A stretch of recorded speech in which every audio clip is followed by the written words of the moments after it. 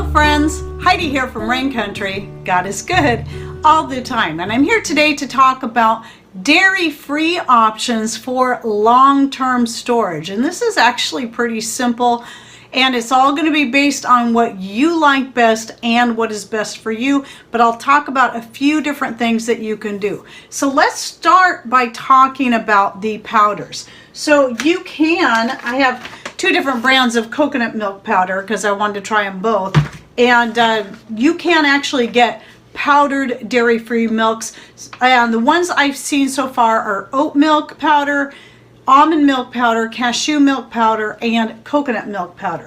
There may be others out there, and that can be a good viable way to get something that you can put on your shelf for long term, whether it be you keep it in bags, the bags that they come in, because these are pretty good bags, especially if you don't open them, or if you do open them, make sure they're zipped up really well. These, you can just keep them in there, and I also recommend, if you do zip them back up, to try to get all the air out of it as much as possible before you zip it. Just to let you know, tasting them side by side, the Now Foods one I believe has a better flavor, but they're pretty close, and they both have the same exact ingredients, which is another thing you have to watch out for when you're looking at any kind of boxed milk or powdered milks. But when you're looking at the organic ones, you're going to be safer, because it's really hard to find any of those that don't have any added ingredients to them. Both of these have maltodextrin in them, which can be, it's one of those generally recognized as safe, but they both come from organic tapioca, which is going to be a much better choice. And they both also have organic gum acacia. So if you have to avoid the gums for various reasons, that might not be the choice for you. But I think the oat milk powder I saw didn't have any of that in it.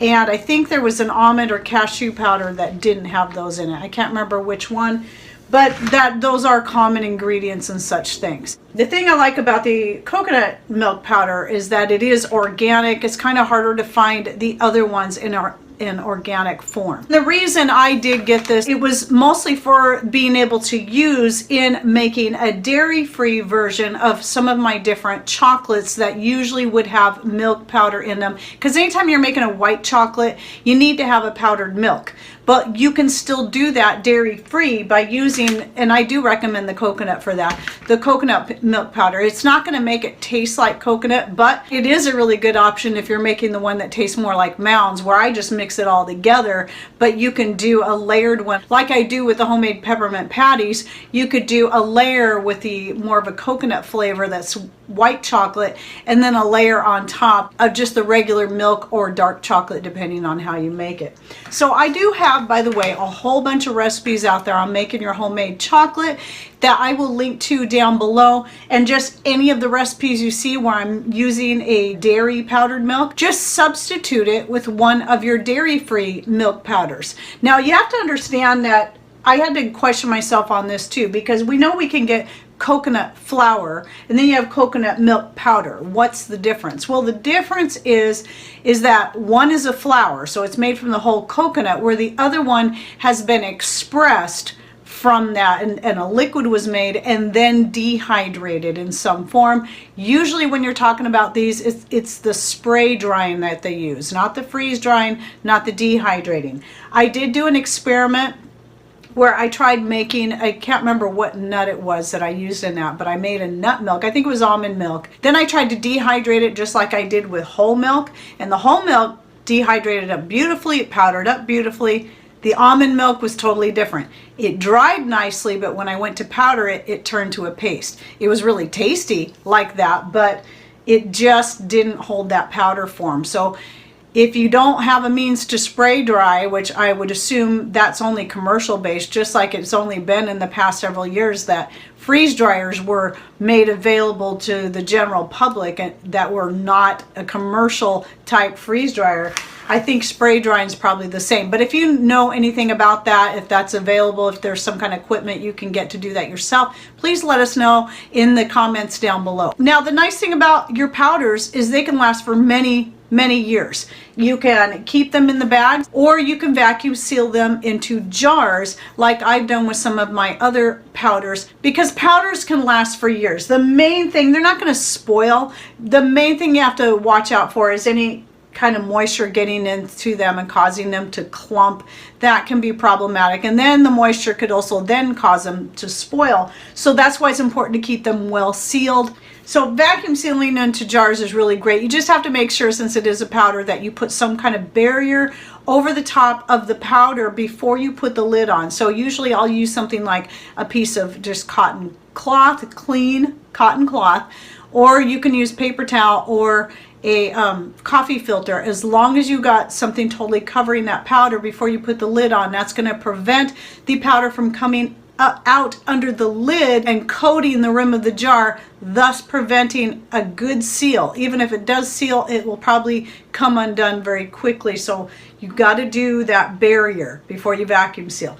I don't mind having a little bit of the coconut milk powder on hand for the chocolates, but for an everyday kind of milk, if it's something I'm going to do a lot, I highly recommend just stocking up on your favorite nuts and seeds or oats, whatever it is that you like, in making a dairy-free milk. So like right here, I have pumpkin seeds, I have cashews, I have walnuts, I have hemp seeds, I have pecans, I have hazelnuts, I have Brazil nuts.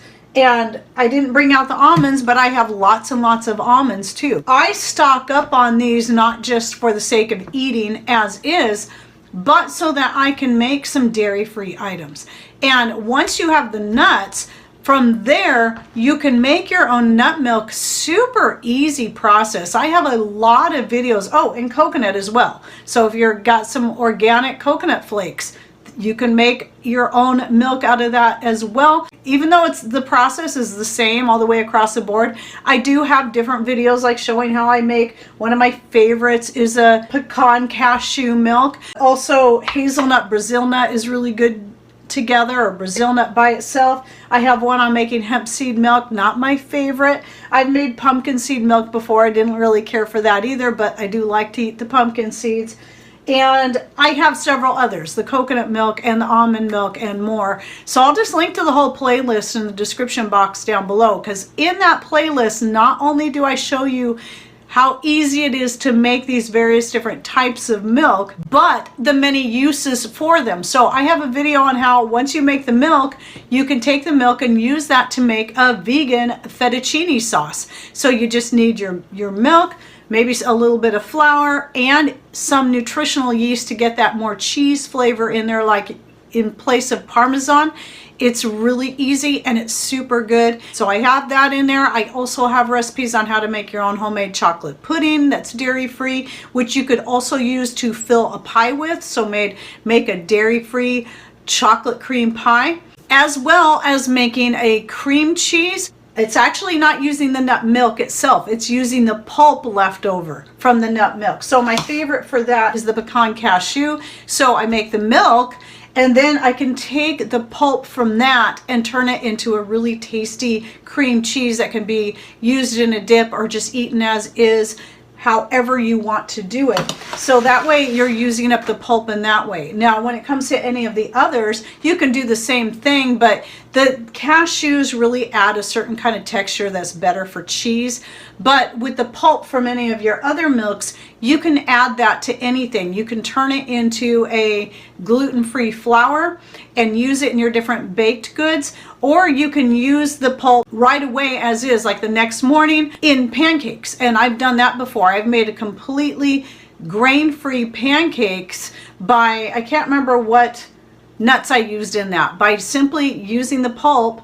And you got to use extra egg in it, but it did make some pretty tasty pancakes. There's many ways you can reuse the pulp. So the thing that's great about making your own nut milks is that you're getting more bang for your buck by doing that, because you've got the milk and you've got the pulp that can be used to make a cheese, a flour, or just used right away in baked goods. I did also do that with Brazil nut, where I just put the Brazil nut pulp from making the milk into the fridge. The very next day I used it just wet, I didn't dehydrate it, to make a Brazil nut apple bread, and I have a recipe on that, and that turned out really good. So I'll link to that recipe down below as well. You can get creative with any of that stuff. And at one point, I know I have a video on it somewhere, I just don't remember what the numbers were, but I broke down the cost of buying, let's say, organic almonds, making your own almond milk out of that,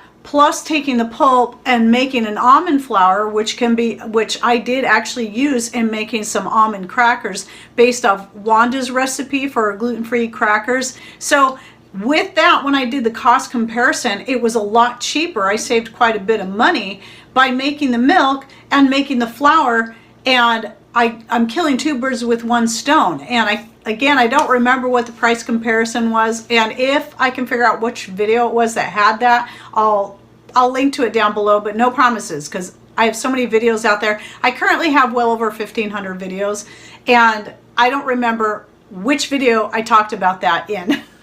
So if I can figure it out, I'll link it down below. So when you're talking about making your own milks, your own dairy-free milks, you do want to give yourself a good 24 hours, because in most cases, especially when you're talking something like Brazil nuts or any kind of whole nut like the hazelnut or whatever, you want to give them at least 24 hours to soak. So you want to always be a day ahead on that. But if you just do it every day and just make a quart at a time, you're always going to have fresh nut milk on hand. But you can also freeze, I get asked this sometimes and don't think to always say it, you can also freeze your homemade nut milk. So one time I made a bunch of Brazil nut milk, and I had some that I stuck in the fridge and some that I stuck in the freezer. And yes, I do freeze in jars. There is a special trick to that. People say, oh, you crack your jars. Well, you won't if you do it right. And I'll link to the video down below on how to freeze liquid in mason jars and how to prevent breakage by doing so. So anyway, that could be a slightly quicker way to have some on hand, but you still got to give it time to thaw out. So, which sometimes in a quart-sized jar could take a whole day. So you might just be better off making it fresh every day as you need it, or every other day, depending on how much you go through. I usually do about a quart at a time, but you can do a half gallon at a time as well. You just increase the amount of nuts or seeds or coconut that you're soaking for that. Now let's talk a little bit more about the shelf life. Now I talked about a little about the shelf life of the powders. It should last forever. As long as everything stays sealed, you shouldn't have any problem. Same thing though goes for storing nuts like this in jars. For example, here is a jar of hazelnuts these are raw hazelnuts that I put up back in 2019. I just opened this up and took a hazelnut out and tried it. Still good. Tastes just as good as the day that I put it up in this jar. Now I'm going to reseal this jar, so that will be the one I show you. These Brazil nuts I did have in the freezer for a while. I was a little nervous because one time I did have a jar of Brazil nuts that were starting to go rancid. However, that would have been one package, because at the time I was buying them in small packages, and it could have just been that particular batch that went into that jar was already bad or starting to go bad. And so I freaked out and started freezing the Brazil nuts. But this one I pulled out of the freezer a week or so ago, and I'm working through them, and they're good, and I'm not resealing it every time. So we'll see how those go. I'm going to probably pull out another jar and then just try leaving it out, tasting it first to make sure those were good nuts going in there in the first place, and then just letting them dry out, leaving the lid off to fully dry out, and then setting them on the shelf for a year or so and see how well they do. Here's some walnuts I put up, I think, last year. And I mentioned the pumpkin seeds, the pecans. These are from 2020, but I have some that go back farther than that. Same thing with the cashews. I have, other than that one jar of Brazil nuts, I have not had any nuts go bad vacuum sealed in jars. And I've had sliced almonds vacuum sealed in jars for years. And I still have some. Still good. No issues there. And then here's some pecans I'm currently working through. These have been opened for quite a while. I forgot about them. I forgot that I had one opened, and I stuck it back there instead of in here like I normally would.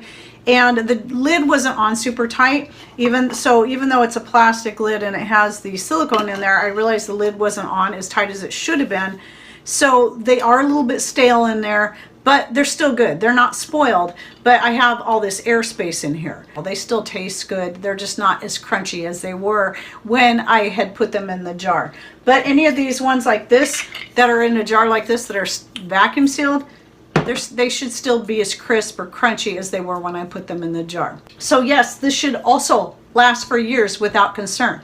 Now, when you're talking about your boxed milks, I don't know if I covered that yet, but you can buy boxed milks, but you're looking at the same thing there. Read the ingredients. One thing I did notice is it looks like in their boxed milks, they're getting better about the types of ingredients they're adding, or at least not adding to those boxed milks. But it's important that you always read those, because typically your powders and your boxed milks are going to have something added to them. So read your ingredients closely, because even if they're the generally recognized as safe, that means they're not totally safe, and that also means that some people might be allergic to those things. Some of them can cause digestive distress, so always be paying close attention to that.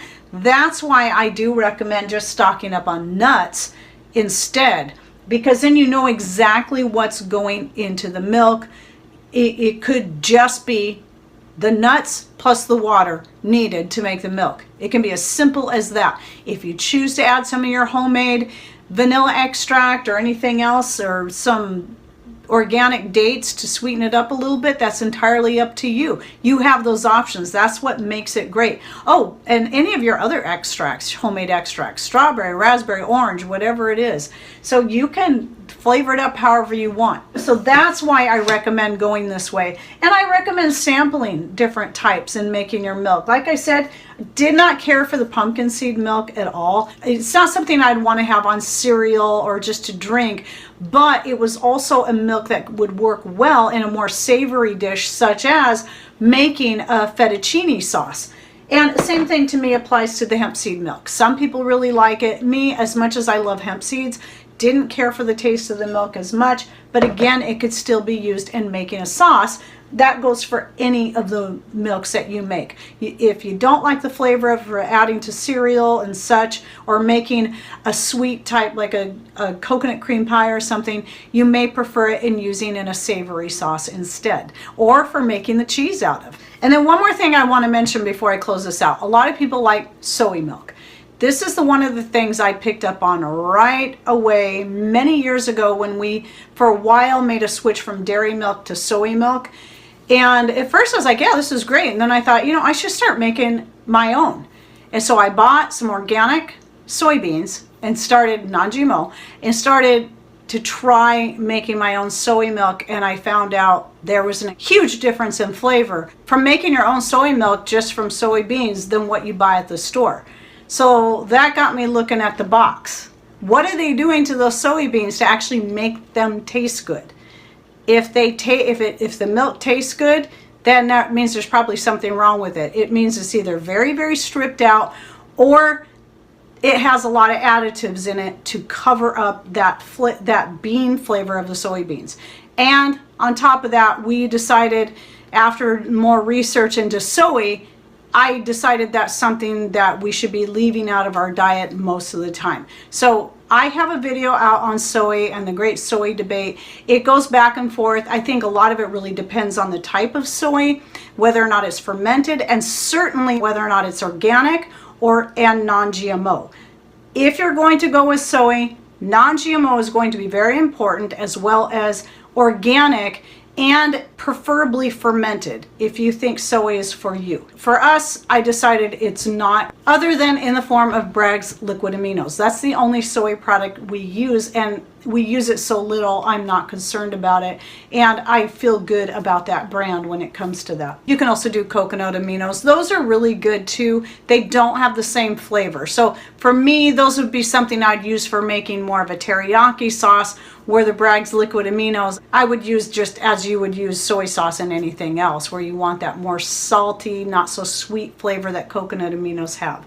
All right, well, I think I covered everything I had meant to cover in this video. And please share with us down below, what are some of your favorite types of dairy-free milks to make or to stock up on? Do you stock up on the box milks, the powders? Have you found some really good quality brands that are organic, non-GMO? And were you able to find some good quality ones that don't have too much or any added ingredients, especially anything that's really on the borderline of being healthy, that people need to watch out for, especially if they have digestive problems or any other type of health problems that could cause them to have issues with those things?